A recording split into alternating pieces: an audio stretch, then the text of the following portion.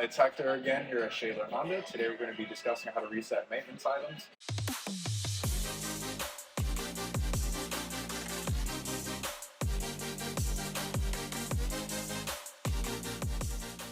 So to start from the vehicle being fully off, you hit the ignition switch twice, and then the screen should load up. And once the screen loads up, you're going to hit home, go to settings. From here you hit vehicle. And then you scroll down to the maintenance info category. Then you hit reset, reset again, and then the maintenance items should reset. So not every vehicle resets the same way. Currently we're in a HRV Sport. This one is done through the trip odometer stick.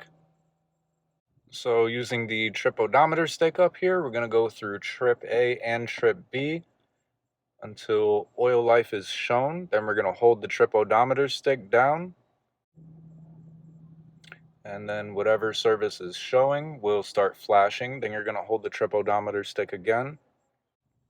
And then it'll reset the value of the oil life back to 100% along with any other maintenance items currently being displayed.